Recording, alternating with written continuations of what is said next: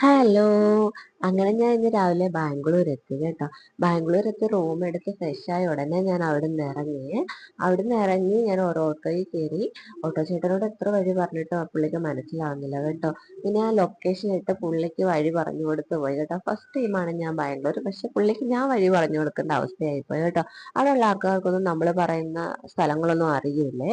അങ്ങനെ അവിടെ എത്തി. അവിടുത്തെ കാര്യങ്ങളെല്ലാം കഴിഞ്ഞതിന് ശേഷം ഞാൻ ഫുഡൊക്കെ കഴിച്ച്. തലേനാള് രാത്രി ഫുള്ള് വാൾവെപ്പായതുകൊണ്ട് നല്ല ക്ഷീണമുണ്ടായിരുന്നു. രാവിലെ ഫുഡ് കഴിച്ചുകൊണ്ട് പോകാനും പറ്റിയില്ല. അങ്ങനെ ഫുഡൊക്കെ കഴിച്ചതിന് ശേഷം ഞാൻ കരുതി ഇന്നലെ നൈറ്റല്ലേ ഉള്ളൂ ട്രെയിൻ, റൂമിൽ പോയി വെറുതെ ഇരിക്കേണ്ടല്ലോ, ബാംഗ്ലൂർ എന്തായാലും വന്നതല്ലേ എന്ന് കരുതിയിട്ട് നോക്കിയോ ബാംഗ്ലൂർ പാലസിന്റെ അടുത്താണ്. അവിടെ ഞാൻ ഒരു ഓട്ടോയ്ക്ക് ബാംഗ്ലൂർ പാലസിലോട്ട് പോയേ. അവിടെ ചെന്ന് കണ്ടപ്പോൾ ഒരുപാട് സന്തോഷം തോന്നി കേട്ടോ. നല്ല ഭംഗിയുണ്ട് കേട്ടോ കാണാൻ. ഞാൻ അകത്ത് കയറണമെന്ന് കരുതിയിട്ടാണ് പോയത്, പക്ഷെ അവിടെ എത്തിയപ്പോൾ എനിക്ക് പറ്റിയില്ല. അവിടെ ചെന്ന് കുറേ ചേച്ചിയും ചേട്ടന്മാരൊക്കെ ഉണ്ടായിരുന്നു. അവരെ കൊണ്ടൊക്കെ റെഡിയാക്കിപ്പിച്ച് അങ്ങനെ സെറ്റായി. സൂപ്പറായി. എനിക്ക് ഒരുപാട് സന്തോഷം തോന്നി കേട്ടോ.